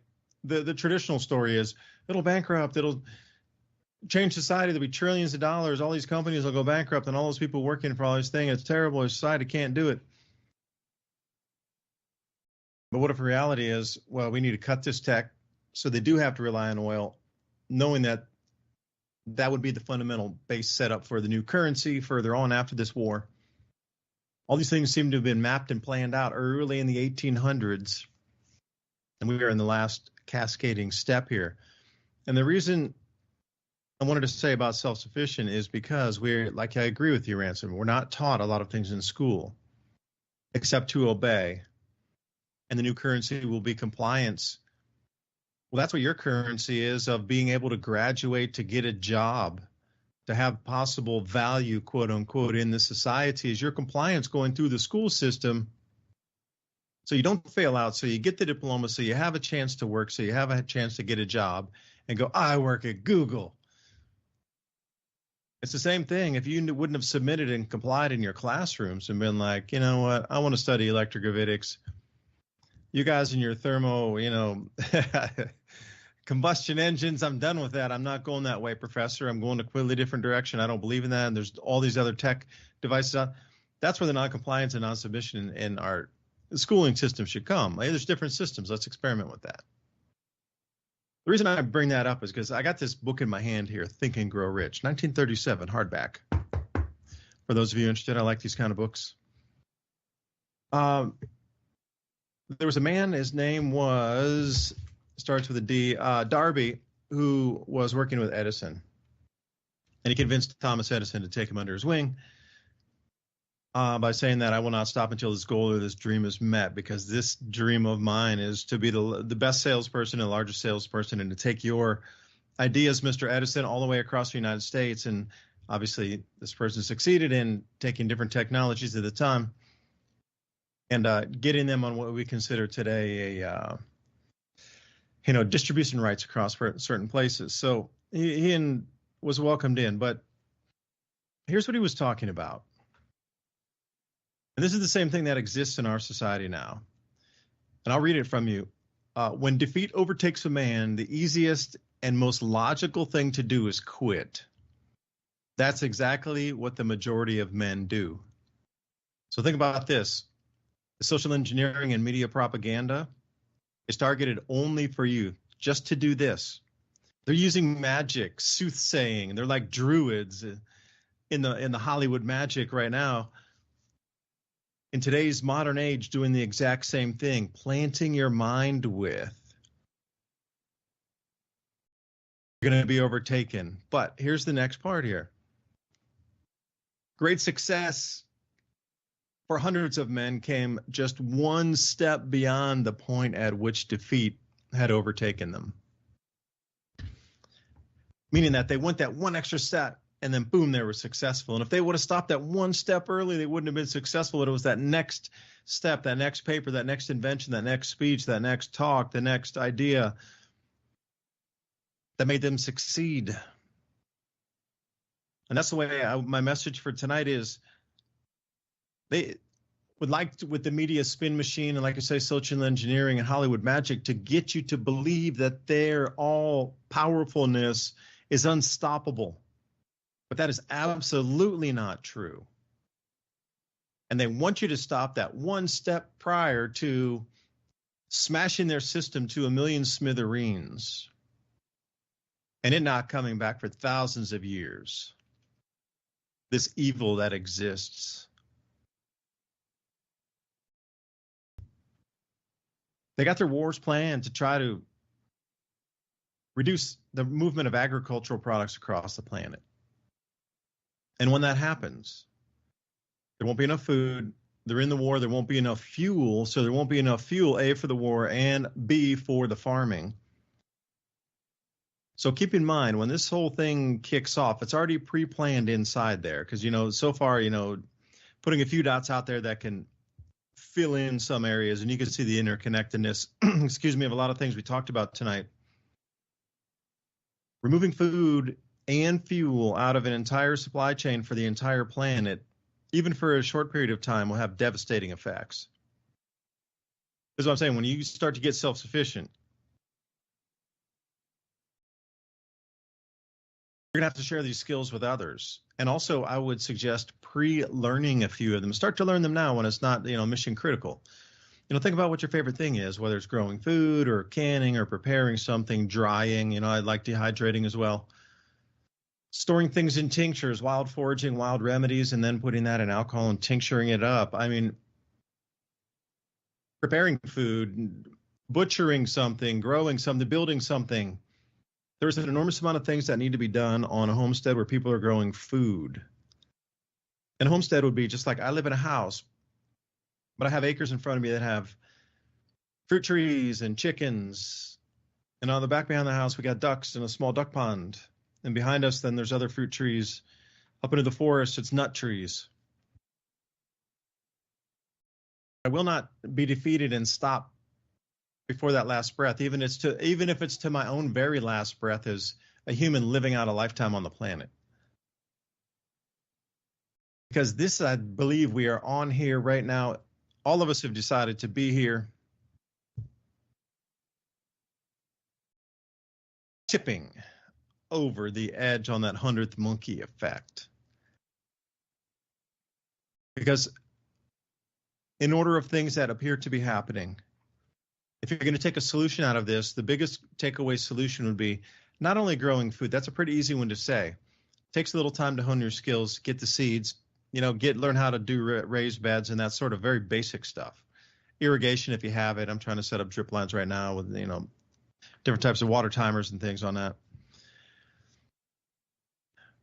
But when it comes down to food, where is your food coming from? See, this is another thing you're going to have to start to learn is where your food is really coming from, the food distribution points, where the food originates from, where it warehouses when it comes into a city.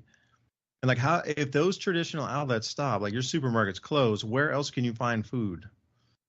That should be a main number one priority for people to understand, because when this war starts, I cannot say when, but the writing is on the wall and it's been really tense for several months. When it does kick off, and it will, it's in the plan. It's in the plan because these leaders, the Bank for International Settlements, all these great resetters and great taking crowd need you fearful because the food is gone or dwindling or not available. That's the ultimate play and weapon for them to control you, is the food. Therefore, knowing that is the biggest pinch point and the main thing they're going to use to control society and you and your family, it would behoove you to find food sources and know more about food than anybody else.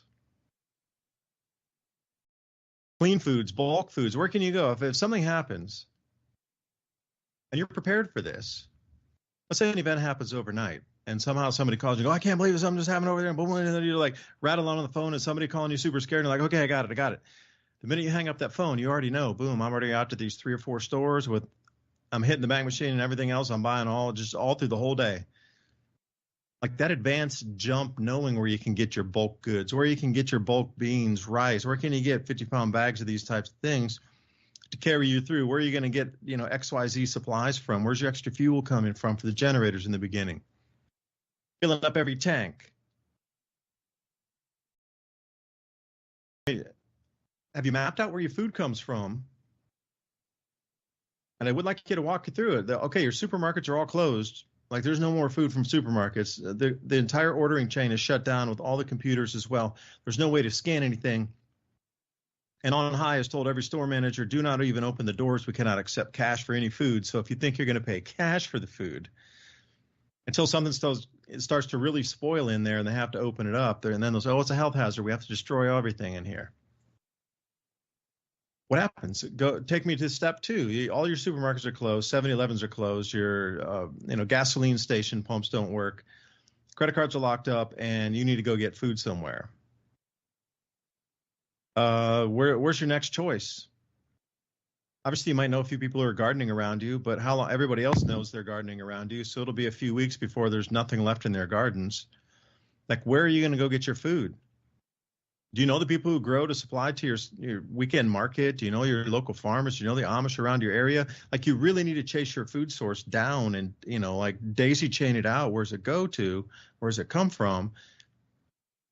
And, these are some of the solutions that you have to focus on that first. And once you find those points of entry, then you have to go introduce yourself. Hit up the community garden. I know a lot of people are scary to go meet new people and whatever.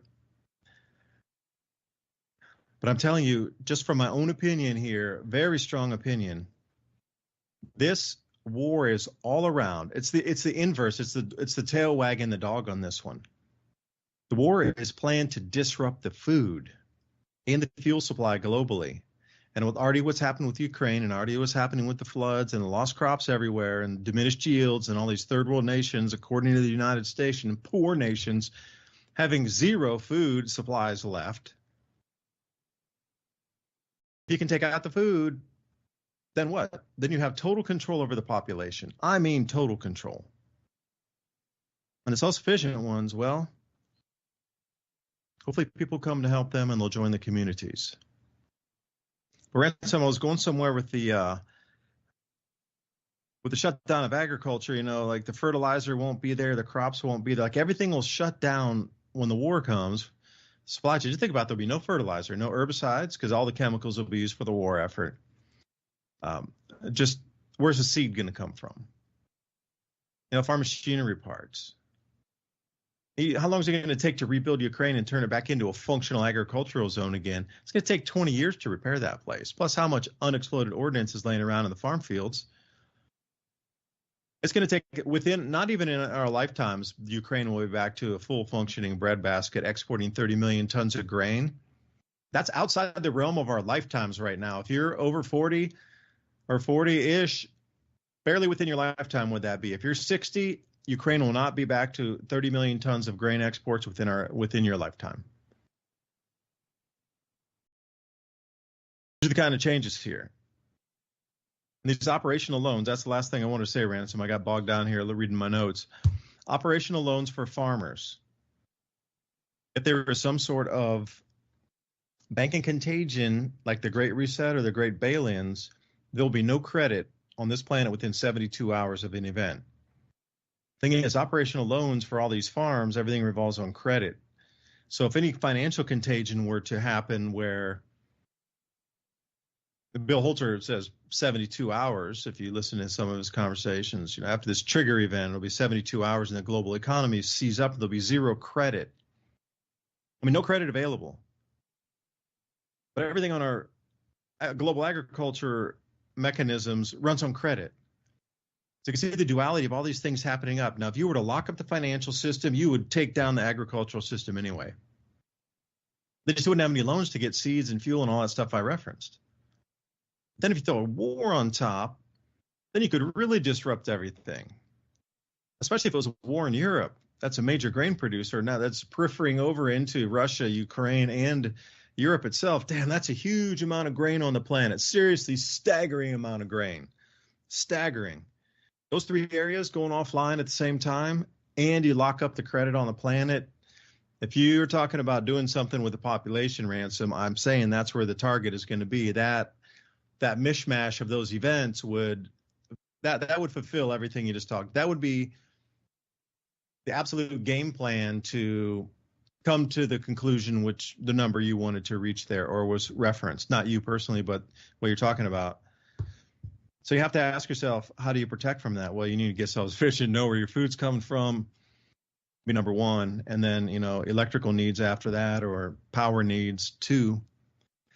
And I just don't have some of the answers for water purification other than knowing where your water sources are and having extra filters, because eventually after you go through 50,000 gallons, your filter is going to be null and void, clogged up, unusable. Then what? You know, there's only so many things you can suggest as a solution until people start implementing it. So, I mean, those are my three. I mean, you could just see how everything is so planned and scripted here. I am absolutely sure we are being rerun back through, like rewinding a movie, and we're going to go back to the kings in the 1200s, and we're going to start it over again. And I guarantee the history books are going to be written. Well, because you got to think about the Battle of the Oak or something back in England in 1200 AD or 88 AD or something. They're going to go, well, the war between the Russian and the North Americans or something. It'll be like a 800-year-old legend of these two armies coming together. But in reality, we'll never know how the monetary system worked 800 years from now. They'll never tell you, just like we don't know how the monetary system worked during the serfdom era. They can say all they want about, well, they had to live on the king. But really, was it like that? I don't know. But we're definitely not going to get the truth in history in another 800 years from now. Ransom, I'm done. Take it over, man. Yeah, I was thinking about all of that stuff, and really that is the fact that if any real event happened that was a global outbreak of financial ruin, which would be a world war, there would be programs still going, you know, that the governments would get involved and force certain things. But when it comes down to it, you are on your own. And you shouldn't have to be looking for food at that point that's something that if you're, in my opinion, you're smart, you would already have food that doesn't require energy to consume for a long period of time already. That's number one. And number two, well, actually, number one and number two are really the same thing. You're going to have water, period. I mean, even storable foods or dehydrated foods or, what's the freeze dried foods, all of that stuff. It doesn't have water. You need water. You have to have water, period. And you have to have water every couple days. So that would be your first priority. And, depending on where you live, there may not be a reliable water source, which means you have to store the water and have something to clean it with, period. So, yeah, you're right. Those gravity things will run out. But if you bought in quadruple or more than that and you expected a time period, so I'm thinking that if you were planning on making it through, you would have to, bare minimum, have 5 years worth of stuff for you and your family to consume during that time. And that's just the way it is. And at least then you'll have food on your belly to look for new resources, which is what you were talking about. Track down your food sources, the fresh food sources. And, you're going to have fuel to run yourself. And that would be the first thing, is have a backup. So it's just taken care of, out of your mind already. And then let's move on to the other thing. What skills do you need?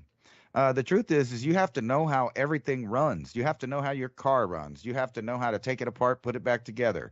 The same thing with, the backup safety nets of wherever you live, whether it's a well system or no matter what it is, you need to know how to fix it yourself. There's no excuse for not knowing how to do plumbing, for not knowing how to do electrical, for not knowing how to do carpentry, for not knowing how to do automotive mechanical repair. And if you can do those things, you've got the bases covered. That is industry. That is the backbone of civilization, is knowing how to put together and fix things. And I don't just mean fix it by, putting a new part on it.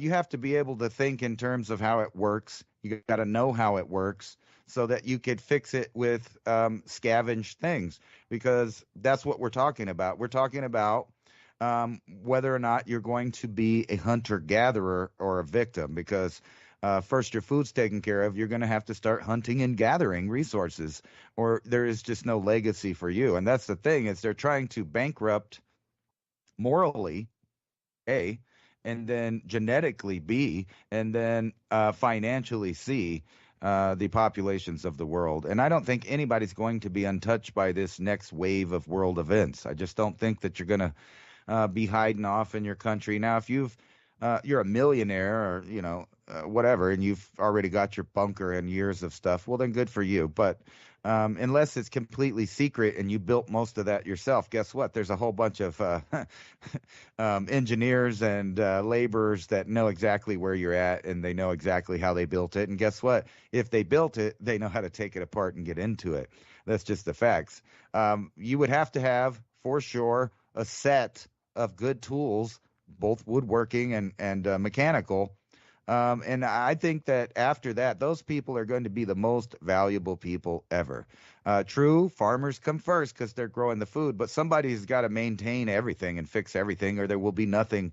And believe me, your college degrees on gender studies and even a lot of business and finance and art and all. There's all of these, genres of education that people have gone for because, in fairness, they wanted a success and a lucrative life, and these fields were open. But when everything goes tits up, all of that means nothing.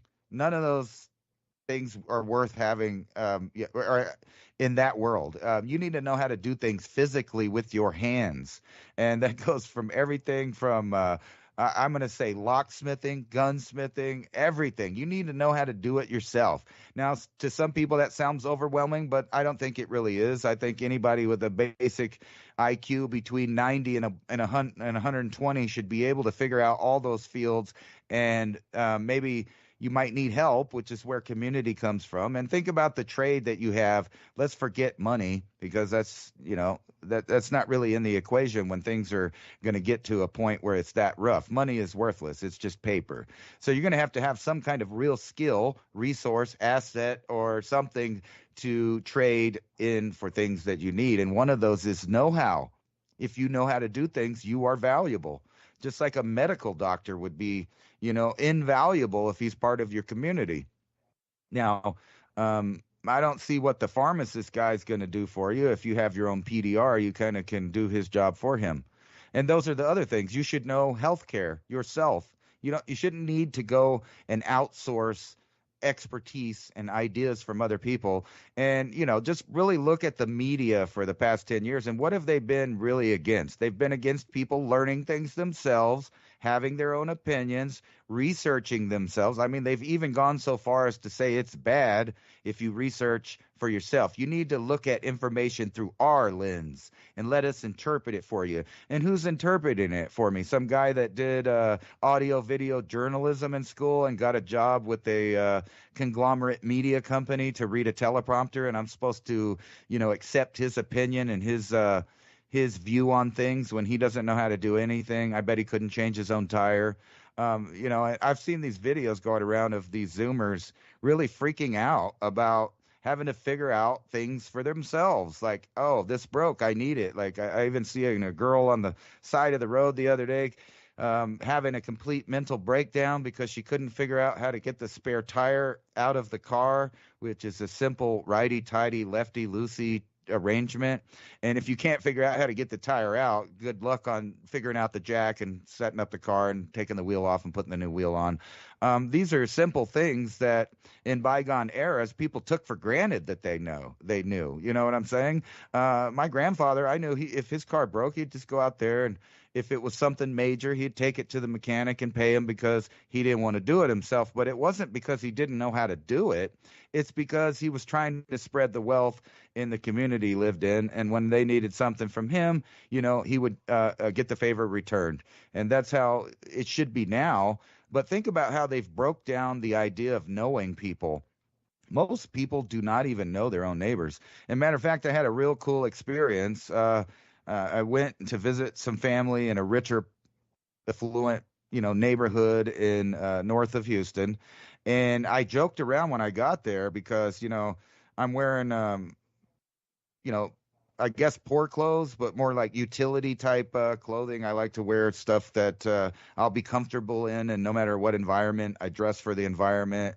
And my clothes are durable. I like that. But I pull up in my Honda and I joke around about, well, what's going to happen is some Karen in this neighborhood is going to see me. They're going to see that I don't look like I own one of those houses and that I don't particularly fit in with the dress code of the area.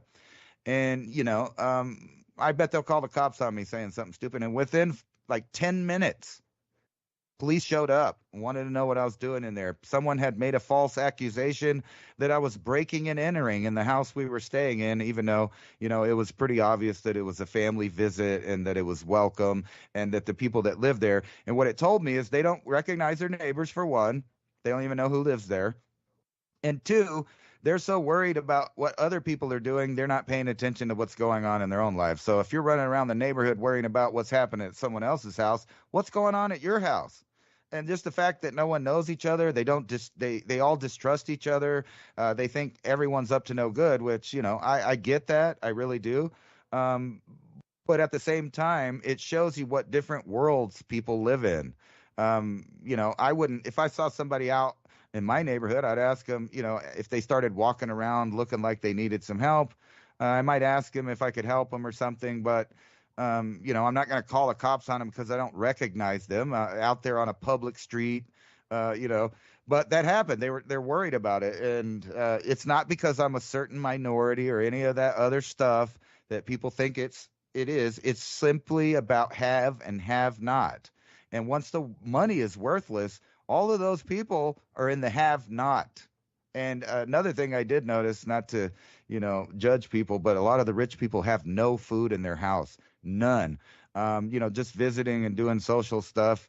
They have resources, yes, but like the actual refrigerator, some people do because they're smart, and other people depend on these new ways to get food. And I think there's just too many people that are now on the just-in-time delivery system, like from Japan. They did that for business, but that's spread through the entire way that human civilization works. Most of the people like in New York and different places. They get every bit of their food from a restaurant, a convenience store like a bodega, or they have it delivered. And even in the poverty area where I live in, I see the Uber Eats guy all the time. That means people are not cooking. They're not having food, at hand in their home. They can't be if they're eating all that. And what's the real mind blower is even if you did go to the grocery store and stock up on those boxed foods and stuff, it's the same food that they're delivering from the chain fast food outlets. It's basically the same thing. You can go to the store and you see all the same fast food brands with their ready-made food, with all their forever chemicals and plastics and, God knows what else. But it's the simple person, the simple farmer. And don't get me wrong, a lot of rich people, they weren't born with a silver spoon up their rear end. They actually made it there through hard work. So I'm not knocking that. There's a lot of those guys that have what you would think is a mansion, but it's full of redundancies for them because they wanted to protect their legacy. So I'm sure that they have food in their house and they have tools and they know how to fix things and stuff. So it's not really about which class you're in. It's just a mentality. So anybody from the poor class to the rich class should have those same skills. You should be able to fix anything that's in your property, like whether it's air conditioning, the plumbing, the electric, your car. You should know how to grow food yourself. You should know how to cultivate it. And not only that, it wouldn't be a bad idea to learn your actual environment out there and know what foods on the side of the road can be eaten and not eaten because, Bambi knows. And I was thinking on the way there, I saw a lot of deer. And you know how deer like to eat that nice fresh green grass after it's been mowed by the state by the side of the road, which baits them out, by the way, to the road. So they're out there by the road and they're eating all that nice green grass that they're full of glyphosate, full of forever chemicals, full of pesticides, herbicides, and other. So even the wild meat is tainted. If you want to keep that in mind, that think about all these creatures that live in the city that you might think you might want to try to eat if things were bad, like squirrels and rabbits and other stuff. They're eating all that store-bought GMO seed, and they're running around in the toxin areas where they're spraying their stuff with, I'm sure, Monsanto and other kinds of weed killer and bug killer and pesticides, fungicides, herbicides. I mean, like the list goes on. So really, you have to be in a position to know all of these things yourself. Whether you got a super IQ and a super big education really doesn't matter if you don't know how to turn a wrench or grow a seed. I'll agree with that. For the Karens out there, I got a 48-inch mower, and I need you to fix it because what I learned trying to fix all my gear that breaks continuously on a farm is tracing down the gas lines, which were a little bit old, had to be replaced, along with the fuel filter coming up into the jet being clogged in the carburetor. Needed to take that out and spray it. And, of course, the voltage regulator was off, and part of the starter had chipped off on the flywheel house, so we had to replace that. And then the carburetor was out of calibration a little bit to try to, get the valves in sync again. These are the kind of things that I had to learn. So tell a Karen to go start, figuring out your mower for you so everybody can eat for the day or get a tractor up and running. We're talking about hydraulics and all these things. The only way to learn it is go do it. Because when I started on the mower, I'm like, I had to get, and every time somebody comes to help me fix, like my neighbors are way better at mechanics than I am. When I ask somebody, I'm always trying to learn from them.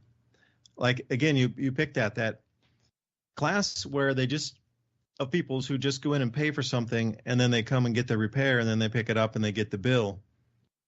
Like for me, that was tuition for a class. So however much it might have cost to get the mower fixed, while I'm there helping the person, or when they come over here into the farm to help me fix it on site, I'm there turning screwdrivers, learning, asking questions, because I'm paying for that fee for the class for the day to get that motor repair class.